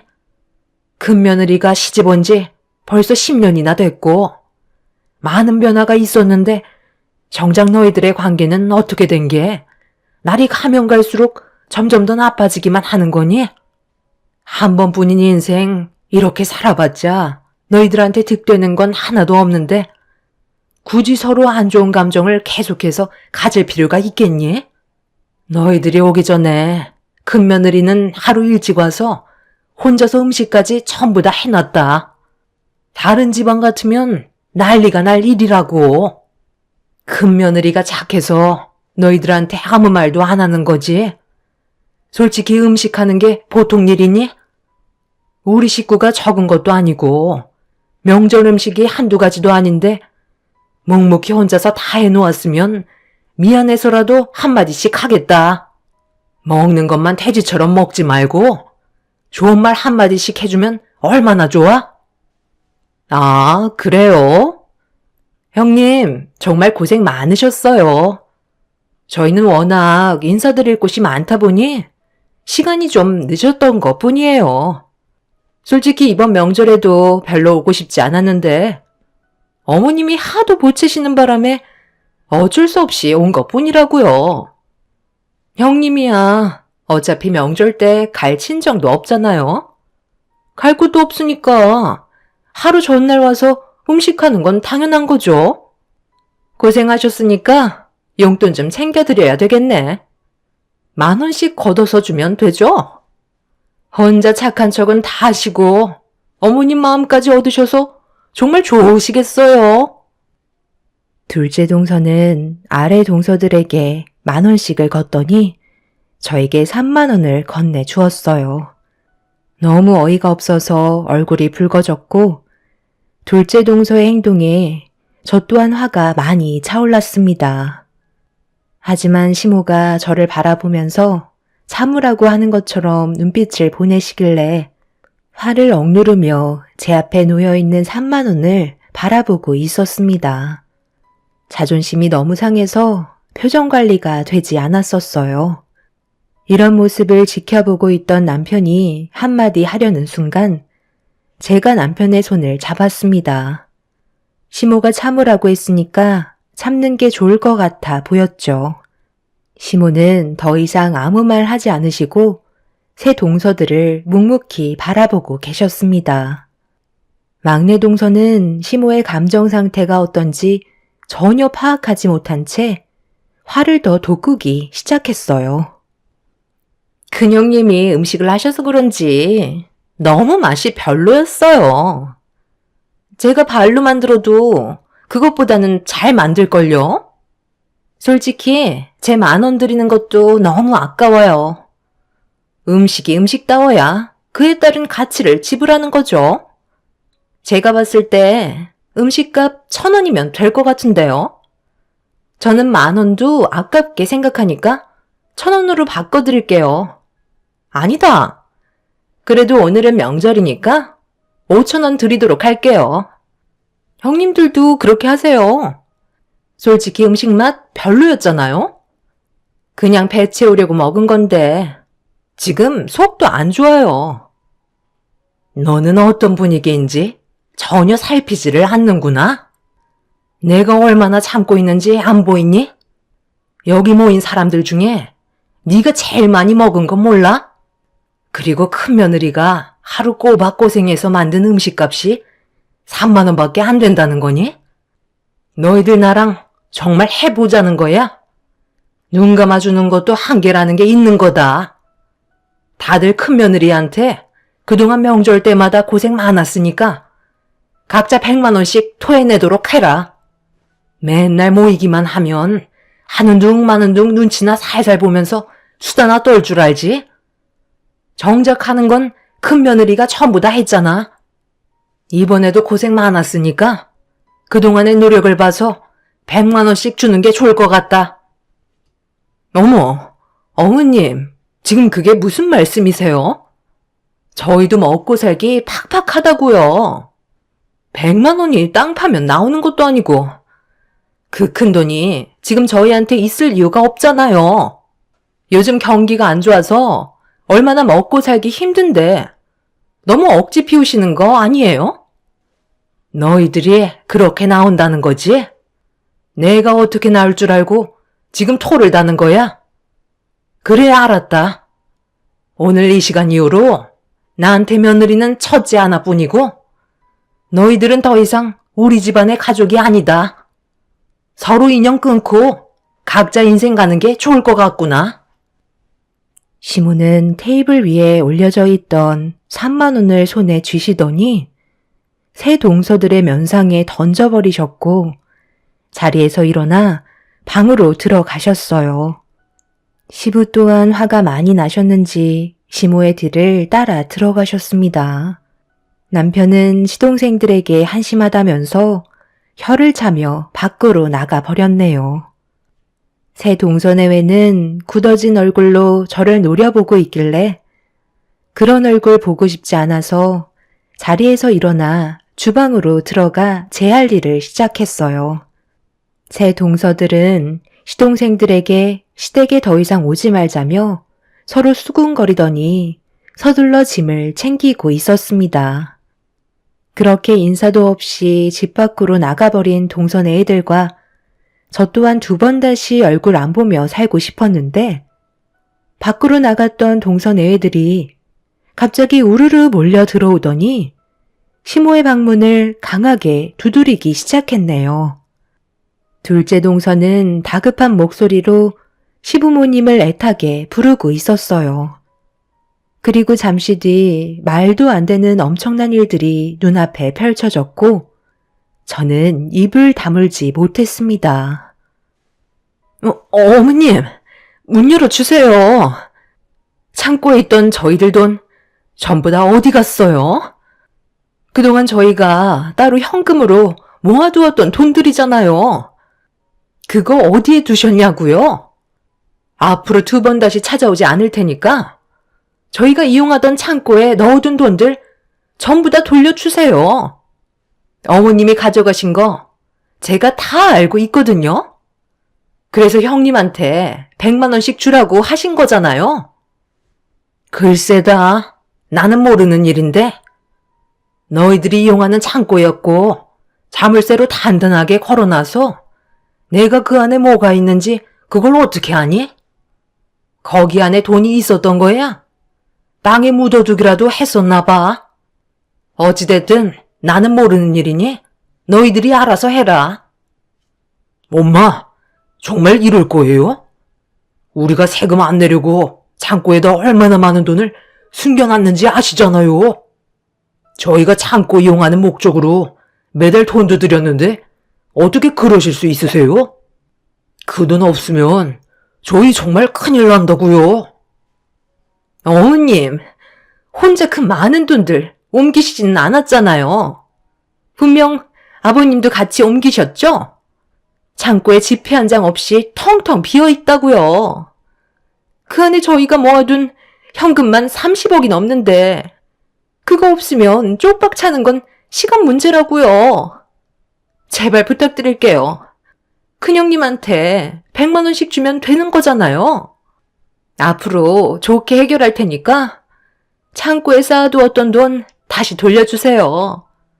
어머님 믿고 맡긴 돈들이었는데 이런 식으로 배신하는 게 어디 있어요? 국세청에서 세금 조사 나오는 거 피하려고 어머님 댁에 숨겼는데 어머님이 그 돈을 홀라당 가져가시면 저희 정말 큰일 난다고요. 모든 계획에 차질이 생기면 어머님이 책임지실 거예요? 그게 왜 내 책임이니? 나는 너희들한테 돈을 받고 창고를 이용하게 해준 것밖에 없는데 그 안에 얼마나 있었는지 그런 건 나는 전혀 모르는 일이다. 그리고 그 돈들은 당연히 세금으로 나가야 될 돈이면 너희들 것도 아닌 거잖아. 좀 제대로 살면 안 되겠니? 이런 식으로 잔머리 굴린다고 국세청에서 모를 것 같아? 어찌됐든 나는 전혀 알지 못하니까 너희들이 찾아봐라. 그러게 애초부터 마음씨가 고왔으면 이런 일도 생기지 않았지. 너희들이 분명 인연 끊겠다고 했으니까 2번 다시 찾아오지 마라. 새 동서내외들은 정상적으로 세금을 납부해야 되는 돈들을 다른 방향으로 현금화를 해서 자택에 숨기지 않고 시댁의 창고를 빌려 그곳에 돈을 숨기고 있었어요. 새 동서들은 항상 모든 일이던 함께 했었기 때문에 모아둔 돈도 비슷해 보였습니다. 그런데 그 돈이 하루아침에 어디로 갔는지 알 수가 없게 되자 집안은 난리가 나고 말았죠. 시부모님께서는 절대 모른다는 말뿐이셨고 방문도 열어주려 하지 않으셨어요. 한참 동안 시부모님을 설득시키려 했던 새 동선의 애들은 결국 눈앞에서 큰돈이 사라지게 되자 이성을 잃어버렸고 돈을 찾겠다고 난리를 치고 말았습니다. 그런데 잠시 뒤 경찰분들이 시댁으로 찾아오셨어요. 시모가 동서내외가 난리를 치자 신고를 한 듯 보였습니다. 동서들은 자신들이 걸리는 게 있다 보니 아무 말도 하지 못한 채 경찰들의 제재를 받아 결국 본인들의 집으로 돌아가고 말았습니다. 그제서야 방문을 열고 걸어 나오신 시모는 아수라장이 되어버린 집안을 정리하고 계셨습니다. 남편은 시모에게 창고에 정말 돈이 있었냐고 물어봤지만 아무것도 모른다는 말만 반복하셨네요. 그날 이후 새 동서와 시동생들은 매일같이 찾아왔지만 아무것도 얻지 못했고 더 이상 집 안으로 들어올 수도 없었습니다. 새 동서들은 많은 돈들을 숨길 만한 곳이 한정되어 있다며 집 주변을 샅샅이 뒤지면서 땅까지 파헤치기 시작했어요. 나중에는 포클레인까지 동원해서 집마당을 쑥대밭으로 만들어 버렸죠. 하지만 동서들이 창고에 숨겨두었던 돈은 절대 찾지 못하고 있었네요. 결국 새 동서내외들은 자신들이 선택한 행동에 대해 후회하며 땅을 치고 있습니다. 둘째 동서는 시모에게 원하는 게 뭐든 말만 하면 전부 다 들어주겠다고 했지만 시모는 둘째 동서의 말을 들으려 하지 않았어요. 그렇게 지금까지 새 동서내외들은 시부모님께 절절매며 돈을 숨겨놓은 곳을 발견하기 위해 애쓰고 있습니다. 그런데 이번 명절에 새 동서가 저희 집에 찾아와 무릎을 꿇었어요. 그리곤 오열을 하며 그동안 했던 잘못에 대해 용서를 구했습니다. 제가 시모를 설득시켜줘야 돈을 받을 수 있을 거라 생각한 것 같았어요. 새 동서들은 세무조사가 이루어지면서 압류 스티커까지 붙어져 버린 상태로 일이 더 커져 버린 상태라 발등에 불이 붙어버려 하루빨리 해결을 하고 싶어 했습니다. 하지만 시모 또한 저에게 아무 말도 하지 않으셨기 때문에 제가 도와줄 수 있는 건 아무것도 없었네요. 그런데 넷째 동서가 무릎을 꿇고 있다가 핸드폰을 들더니 시모에게 영상통화를 시도했고 본인들이 잘못을 뉘우치고 있다는 걸 보여주고 있었습니다. 하지만 시모는 아무 말도 하지 않으시곤 전화를 끊어 버리셨네요. 단체로 쪽박을 차버린 동서들은 땅을 치며 후회하고 있습니다. 그리고 며칠 전에 시모에게 전화가 왔는데요.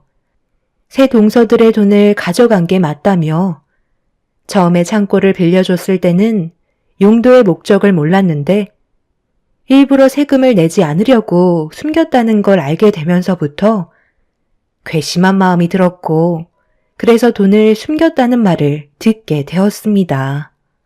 그리고 조만간 국세청에 신고를 하게 될 텐데 그에 따른 포상금이 대략 최대 10% 3억 정도 나오면 그 금액 전부를 새 동서들이 보는 앞에서 저에게 주겠다고 하셨네요. 새 동서들이 앞으로 후회하면서 살아갈까요? 본인들의 욕심을 채우려다가 오히려 당한 꼴이 되어버렸네요.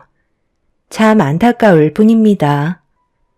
제 사연 들어주신 분들, 가족들과 언제나 화목하게 지내시길 바랍니다. 남는 건 가족밖에 없는 것 같네요. 감사합니다.